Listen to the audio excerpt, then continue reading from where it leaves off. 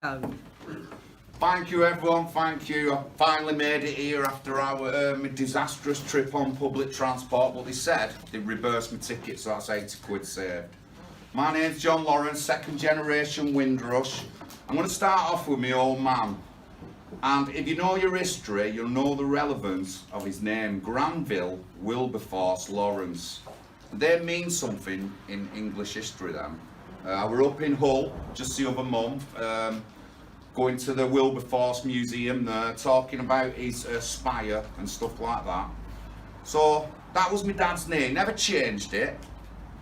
That was his name, so you can tell straight away what he would have believed in. Yeah, what he would have believed in coming from the empire.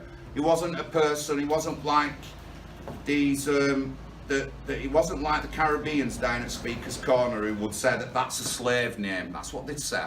If my dad said his name, that's what he said a slave name. They'd told me before online, that's a slave name, that. But he didn't have that. My dad wasn't like that. He wanted to come over here, have a better time, and he just wanted to integrate and bring up a family. That's all he wanted to do. And he did that really well. My dad ended up being on the National Lotteries Funding Commission in Oldham, a governor of schools. When the Oldham Bradford riots were on, my dad was a go-between between the council and the Pakistani community in Glodick, where the riots were, because he was trusted by a lot of people. Not just one particular community, he was trusted by all communities. He worked his life at British Vitaform, ended up being a big union man. And I remember my mum tells me this story, that in the 60s and 70s he was trying to fight for rights for minority workers to get the same as the other guys, which he did, and eventually it came to fruition. But then he had a problem with the white guys, with the way they was talking about the guys who were doing the same job, having the same money, so he'd have a go at them. And my dad wasn't one who would just pick on one particular community. He had a go at the minority community. They didn't work hard enough. You know, he was a union man, he had to sort all this kind of stuff out. He went to a lot of the meetings, always a Labour man, went to a lot of the meetings. If he was alive now, I don't think he'd be on board with Labour. He wouldn't be on board with gender identity, he wouldn't be on board with that. He certainly wouldn't be on board with political correctness. My dad was still alive when Gavin Opler got killed in 2001, and my dad was fuming. My dad was fuming. And the big story behind it all was that my dad and other community leaders came to the council in the early 90s to tell them what the council's doing wrong. Socialising, putting everyone in the same area and creating ghettos. And they warned that there's racial tensions rising and there's going to be trouble. 7 years later we had the Oldham Bradford riots, which was blamed on the stuff that my dad and other members of the community went to the council, but the council didn't deal with it, and they've never dealt with it. We've got evidence of this. We've got the Richer report from 2001, which states that for 30 years the council have been, the council have given everything to a certain section of the community and left everyone out. That's what the report says, and this is before I was politically active, so, and it's there. At the moment, the Labour control of the council is 35 seats, and next election in May, there's going to be a full election because they've had boundary changes. And me and the other independents and other party councillors feel that Labour are going to lose the control in Oldham, and that'll be a momentous thing for Oldham because Labour have dominated it for 50 years, dominated it. Every now and then there has been other people in control, but been dominated by Labour. At the moment we're going through a child sexual exploitation scandal in Oldham. If you would have watched the news and everything, you'll know the girl's called Sam, and they've done the report just around one victim. I've been contacted by victims, other people have been contacted by victims, and we're estimating there's over 100 girls who haven't been listened to or come forward to the police. So we're pushing to try and get these girls to come forward. The few who've contacted me, we're going to make arrangements, get to the police station, give all the statements in and all that. Now, I know that some of you are, well, nothing will happen. Well, things will happen this time because the stinking public in Oldham are outraged over this. They've been branded with politically correct words for the past 5 years, attacks on them and all that, but everything that we said, the protesters, is true, but it's even worse than that. It's even worse than that. Shabir Ahmed, Big Daddy of the Rochdale grooming gang, he had worked with Oldham Council for 18 years. What people don't know is that he raped his own daughter, his wife killed himself. The Muslim councillors in Oldham all supported him, and he even worked for 3 years for child welfare, which we think was taxing him. So he was working with children. And it's just been left, and not one of them, we've just had a meeting 2 weeks ago, not one of them stood up and said anything. Not one of them stood up and said anything. Just all white people who stood up and said things. And it's just not right on a basic level. That's just not right. So there's big things going on in Oldham now, and foreseeable the future, it'll change. But anyway, that was just a bit of interaction, that, because I just wanted to get it out. 2 people have already mentioned it. So my dad come over with 2 siblings, London, Nottingham, Manchester, finally settling in Oldham. A very religious community my dad come from. My cousin, who lives in Bradford, goes to church twice on a Sunday, and I think that's extreme. I do, personally, I think it's extreme. I'm not a religious person, I know Pat is, but with me, I've been brought up with Church of England values. I went to Sunday school, I joined the Boys Brigade, and these institutions are all linked to the church. So that's where I get, I think, my values and the kind of person I am is from that upbringing, from when I was younger, that upbringing.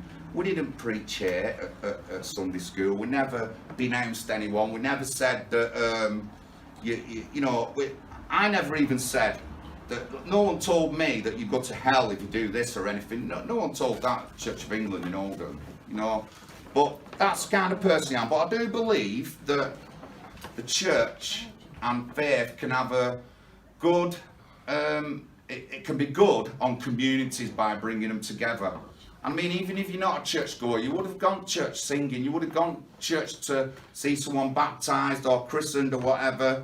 You'd have gone to church on a funeral or something like that. Like I said, I'm not religious, but I went to church and I understand, and I can see the religion and the church bringing communities a bit together.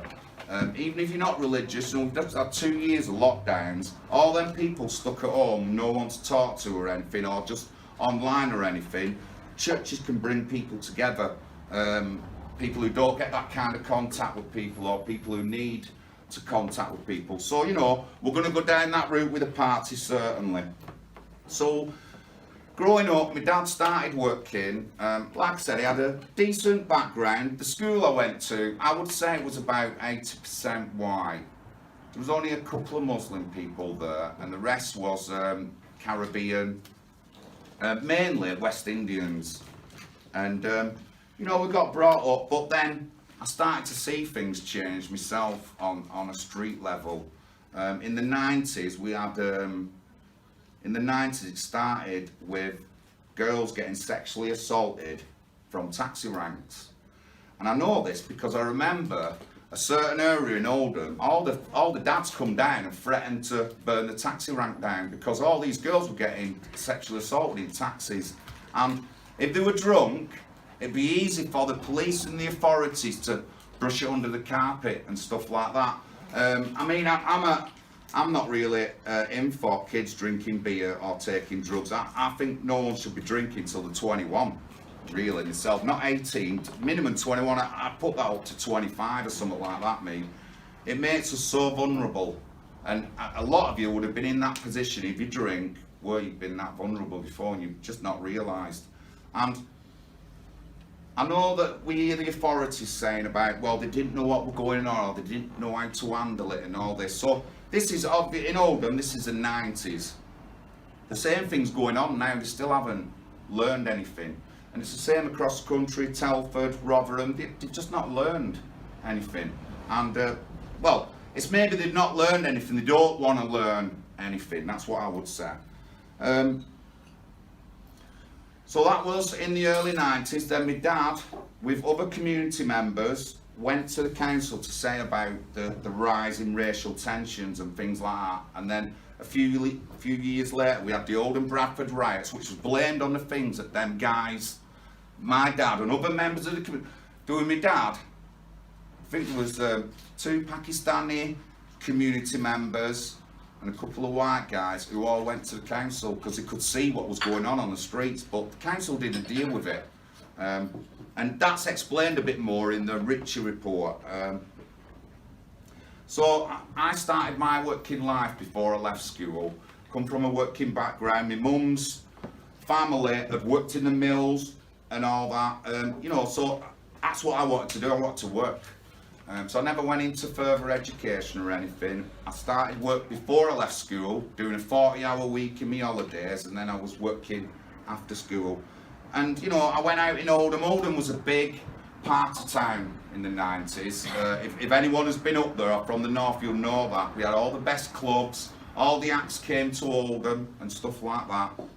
And about that time, our pub started to decline and these sort of clubs, but it was getting worse. There was attacks, regular, there was girls being sexually assaulted and stuff like that. And one particular story I can tell you about, I've come out of a club one night, I'm not particularly intoxicated, I've had a few beers so, and when I walked to the edge of the street and looked to my left, there's a car with 4 lads and they're trying to get a girl into the car, right? The 4 lads were Pakistani and they were trying to get the girl into the car. She was drunk and I was with another lad and we went down, that lad went, but I did not go myself. I forced myself, grabbed hold of the girl, took threats and stuff like that. A couple of the guys pushed me, backed the girl up and ended up getting her back into the town centre.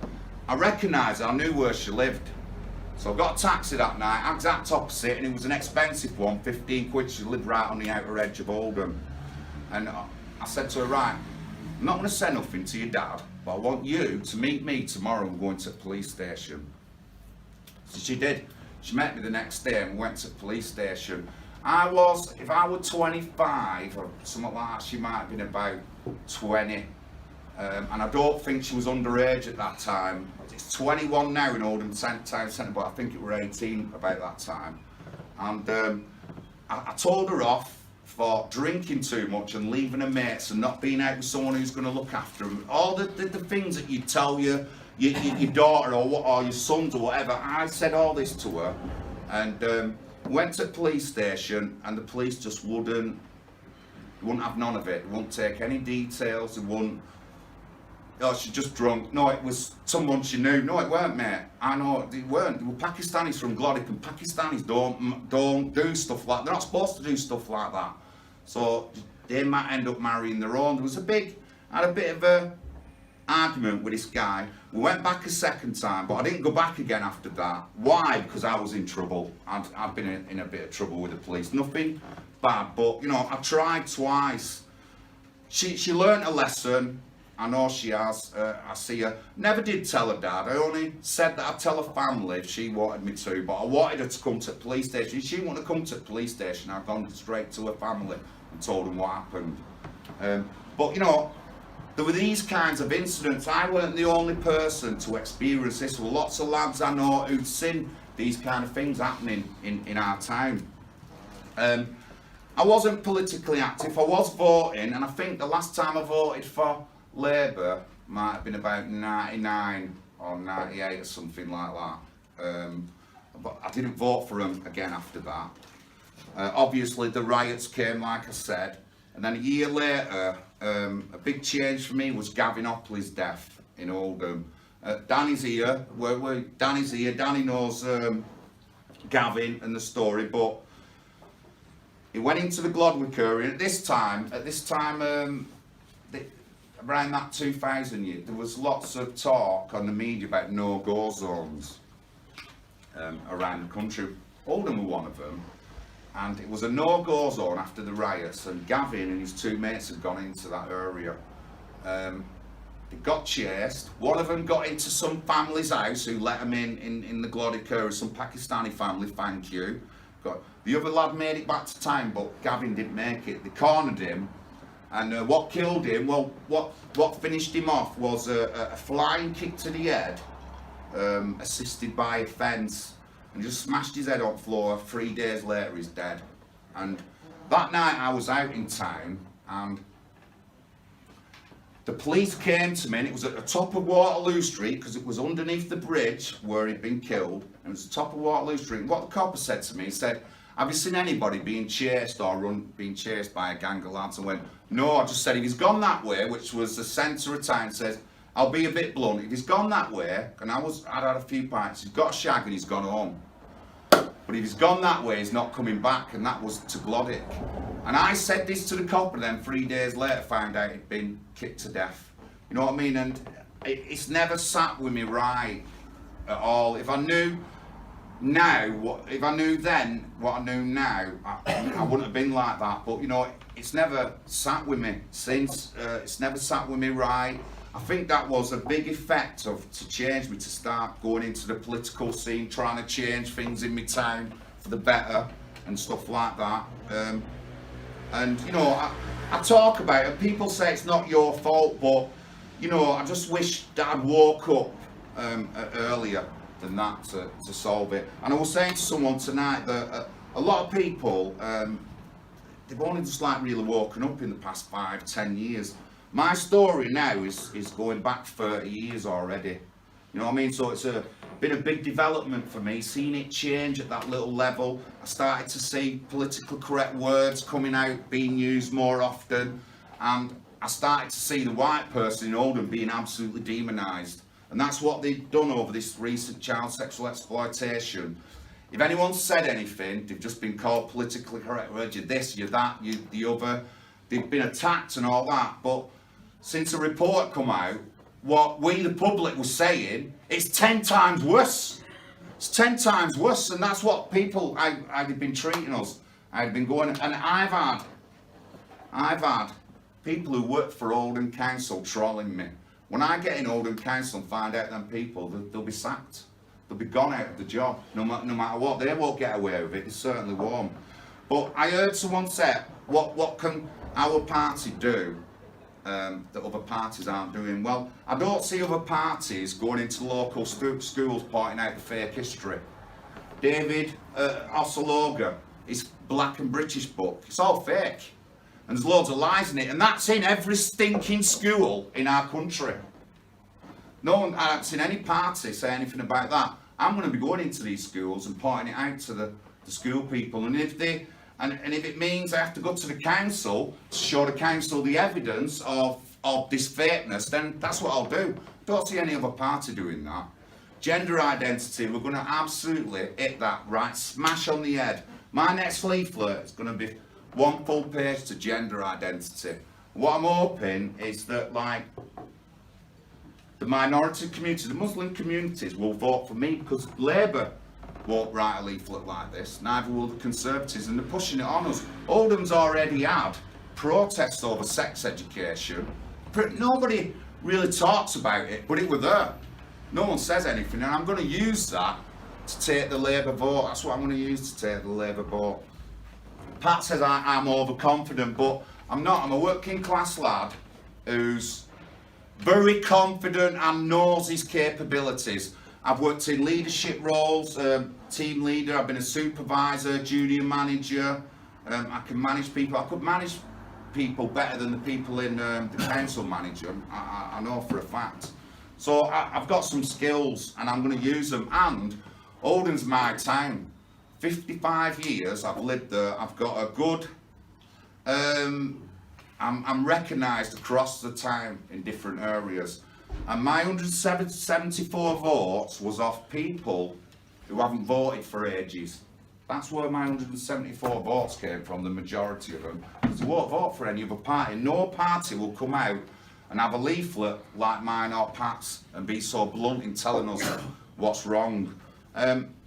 You know, and this political route for me, I would say, it's been about 10 years where I thought I wanted to get into politics.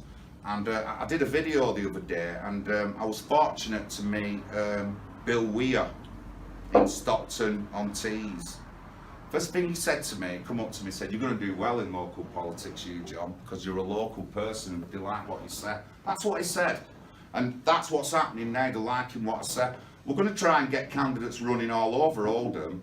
And I think there is a niche in the market, like Pat said, where people are not voting because they're not seeing the right things on the leaflets.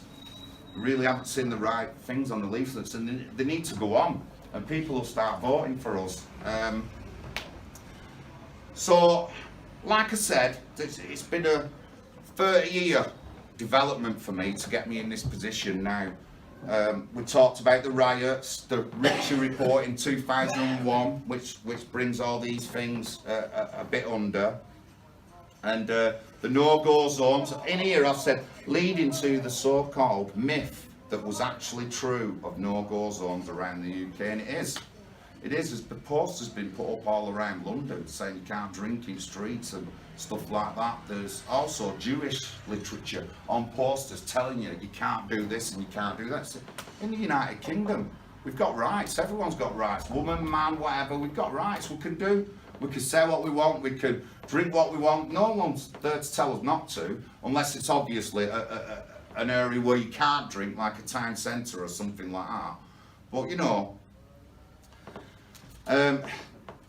that's one of the catalysts, the main catalyst for the riots was the attack on an old geezer, 76-year-old Walter Chamberlain, ex-veteran, veteran.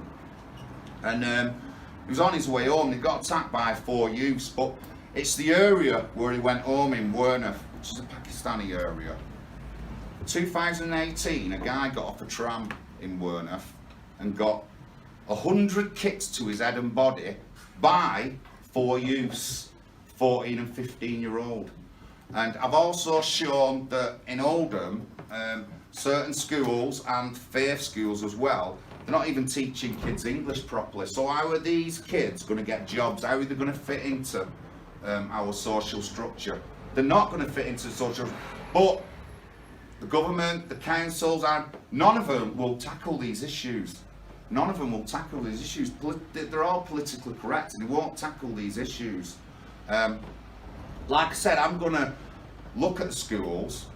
I've been told already of a person who works at a main school in my area about safeguarding for girls, and she's had to report half a dozen girls because she's afraid that they're going to get abused or mistreated because of gangs of lads hanging around them. Honestly, this is going on right now. You won't say it in local rag or anything like that. I am a bit peed off that really no one comes to Oldham. We had Tommy on his MEP tour once and that, but no one else comes to Oldham. And for 5 years I've been crying about Oldham, mate, and no one's listening. Now we've got the child sexual exploitation. The then councillor, Arut Shah, said it in the council chamber that it's still going on. And like, no one's doing nothing, you know what I mean? And no one's saying nothing. It's just ridiculous. I'd weighed up my area, the Hollingwood area of Oldham. I know it well. I've got a lot of friends who I've known like all my life. And my goddaughter was the top one actually on my nominations list.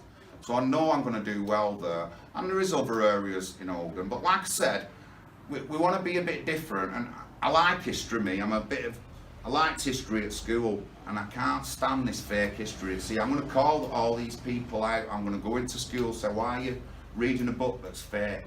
That's how we've got to start off at the bottom. If we leave them books in, then we're not going to solve anything. Them books are our primary school and junior school kids are reading, and they need sorting out. That's the first step in indoctrinating them, telling them a fake history of what's going on and stuff like that, so they can be indoctrinated. So we're going to tackle that. And I haven't seen any other party, any other organisation, except for some other organisations that like aren't political, that deal in or even talk about this issue. So we're going to look at that. But you know, so a 30-year development for me, a 30-year development. After the riots, there was hundreds of thousands of pounds worth of damage done, and the council just gave that Pakistani community money to do their houses up and all this. And you know, if I've got two curves who come round who were like in the 60s, and they both tell you the same thing, and that's what they did, but no one says nothing. And then they wonder why the other sides of the community, especially the white community, are enraged. But when they get enraged, you just call them politically correct words to shut them up. You know what I mean? And we're not having it. We're not standing for it. I'm not going to be intimidated with them kind of words. I'm not a person who's easily intimidated either. And they're going to have to try a lot harder to break me up or anything. But I'm honest. That's the main thing is I'm honest. And as factual as I can be. Some of my facts are a bit out, but they're more or less right what I say. They can all be looked up and stuff like that. So another thing, and Danny was telling me this, telling me a little story, but through living in the town, obviously we knew everyone, and I knew lots of people from Pakistani community, because my dad's club, the West Indian club, was in the Pakistani community at the time in Gloddy. And them lads who killed Gavin were bragging about it and saying that they will kill again. Honestly, Danny's got a story, he had a story he just told me earlier on, but you know, this is what we put up with. Now, anyone said anything, they've just been branded and stuff like that. This is Oldham, it's so bad. It's well documented, there's articles all over the internet about Oldham and political correctness, the disparity between communities. My dad, like I said, my dad was on the National Lotteries Funding Commission. Now, without knowing anyone at that time, I didn't know anyone in the council who could give me information. What I did see were these, so like, the National Lotteries would fund little developments. So if you wanted a playground doing here, the National Lotteries would fund that. So my dad would get all the stuff about it, all the dimensions and all that. And why I got involved, because my dad's eyesight were going down, so I used to read it to him. So for about 3 years I read all these things to him, and even my dad used to say, like, how come they're not putting anything on St Mary's? Why is it always called us where the Bangladeshis live? That's what Oldham is like, honestly. That's how blatantly, obviously, one-sided it is. And so I seen all these plans, and if I remember correctly, this was like 1999. I did keep a record of what I'd seen on these things. I haven't got it now. Might be in my storage, but I don't know where it is, and it's just 30 years ago or whatever. But I kept a record, and the disparities were massive. And Pat's mentioned this, and yet they did give everything to certain sections of the community and left others. And it's just so blatant, you know what I mean? And that's what Oldham's been like, but for 50 years. No one's tackled it. No one says anything or anything like that, and you just get branded. There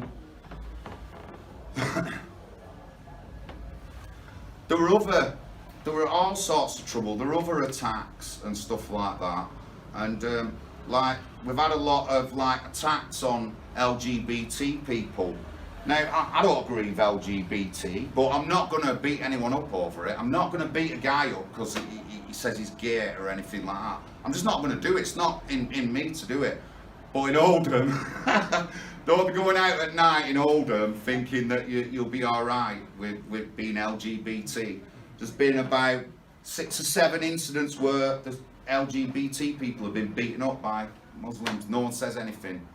Police don't say anything. A report will come out, but nothing's said in the council chambers.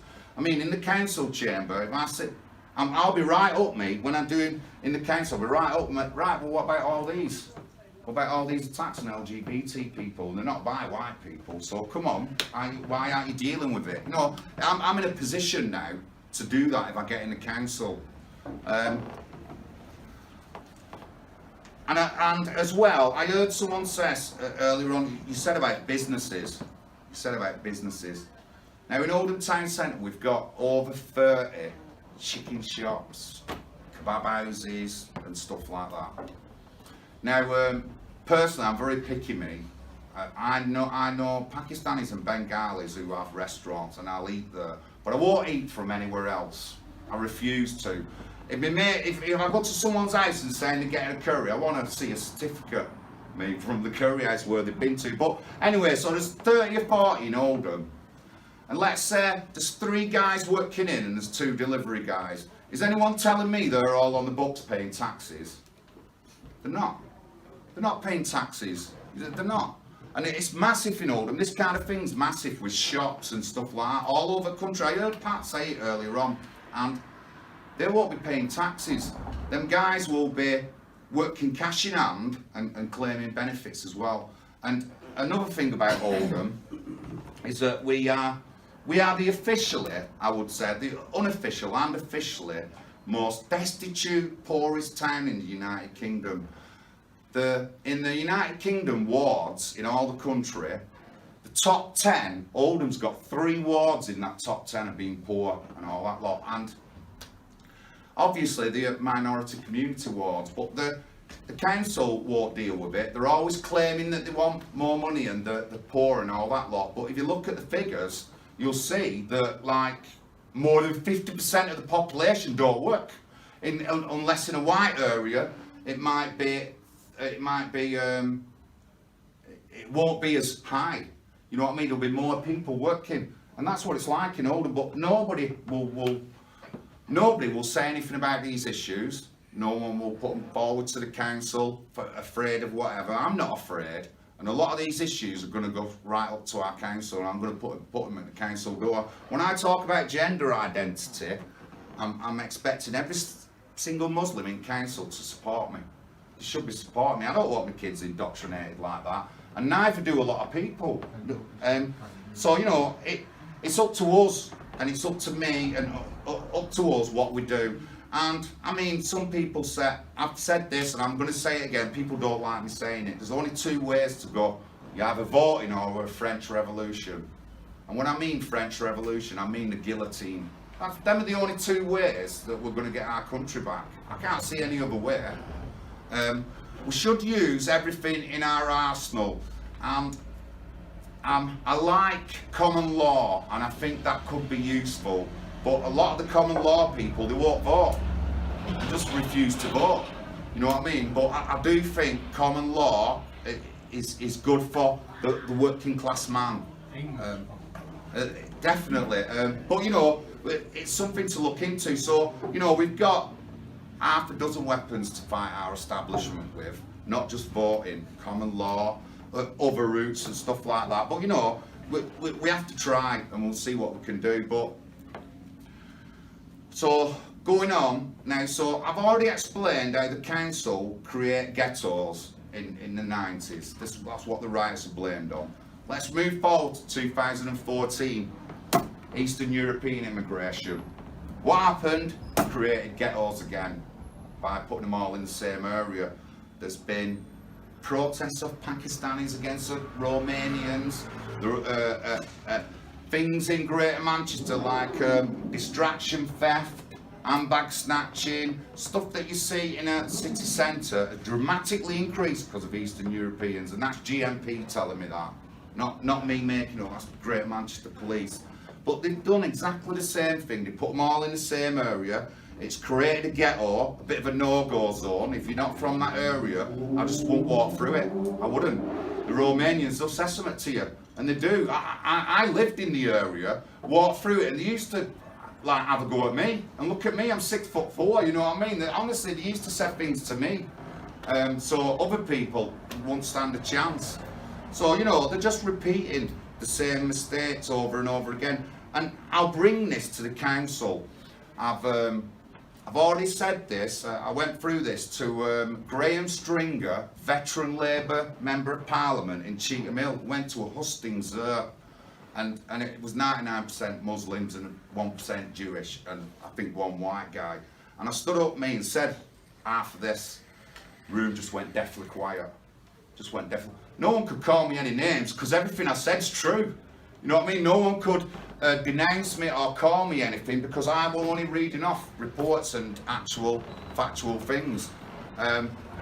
Since then, I've been to the Mayor's question time, and Andy Burnham come to Manchester, come to Oldham on the Mayor's question time in December, talking about child sexual exploitation. I stood up, I called the police all sex offenders. I turned round to Andy Burnham and said, please take political correctness out of the report. please don't let political correctness write that report. Unfortunately, it's drenched in political correctness, the Oldham child sexual exploitation report. So I'm confident enough to go to the mayor, I'm confident enough to go to the chief of police. I don't know anyone else who is that confident that they'll do these things, and I'm not scared of saying, like I said, it's recorded.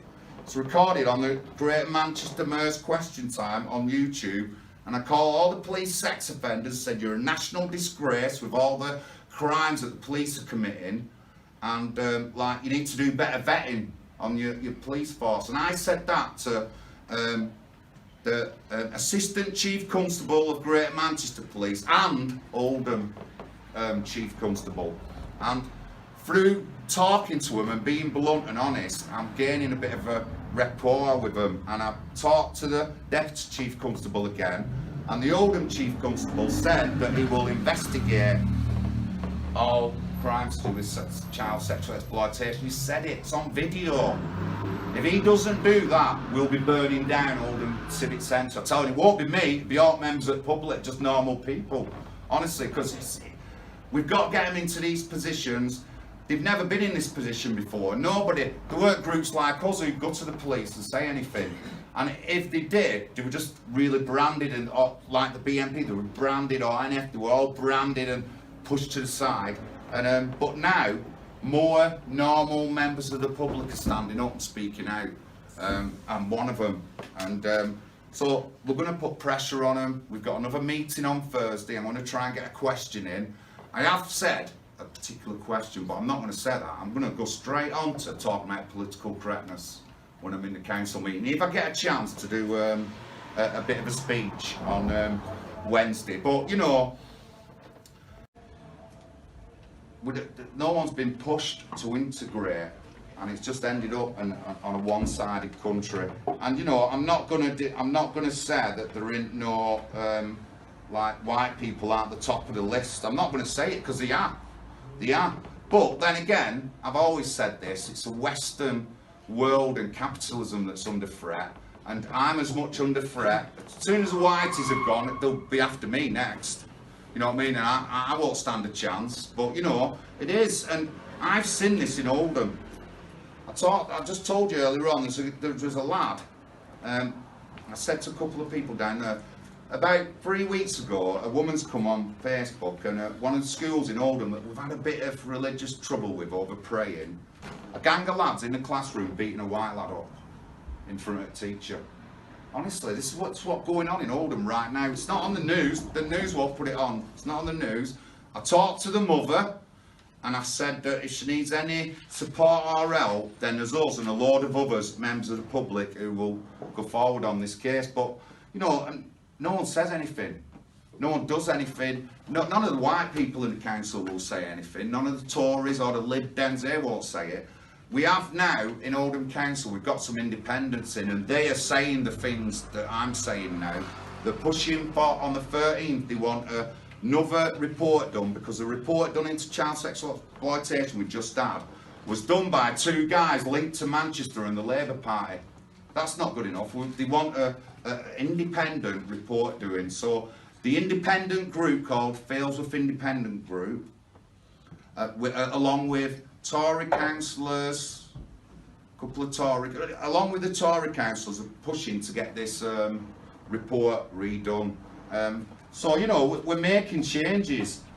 When the Labour gets under 30 seats, to lose domination of the council, then it'll be even more chance for us to make changes within the council and try and bring a bit of cohesion to the town. And another thing, and I've talked to Pat about this, Muslims are not voting Labour. That some of them have coming away from Labour because they've seen the hypocrisy of the Labour Council. At the last meeting, you couldn't make this up. This is what our Oldham Council's like. The last meeting, there was 100 people there, and they had most of them, 99% of them, white in one area. And another area, they'd left, and there were some Muslims in there, and one of the white women went, "What are you doing? Why are you separating us? They're members of the public, they need to be in here." The council did that to make it look like, you know, like it was really divided. And these people who were in there on their own, they wanted to be with us. They wanted to call out the Labour Council. They wanted to call out the hypocrisy. They wanted to call out the child sexual exploitation. But Oldham Council purposely separated them. And if it weren't for Debbie Barrett-Cole, it would have looked really bad optics. Would have looked really bad optics. So, you know, that's what we're up against. But I'm confident, I'm really confident, me, that I will be getting a seat next year in Oldham Council. I like my confidence. I think it's a good part of my upbringing. I mean, if I don't get the seat, I'll be very close. But like I said, it's luckily there's a big election coming, and because we've had boundary changes, so they're re-electing all 60 councillors and the 3 members of Parliament. And I know that I'm going to get a good vote. I'm definitely sure I'm going to get that council position. But my name's John Lawrence, that's Patrick McGinnis, and we're going to wipe the floor out, aren't we?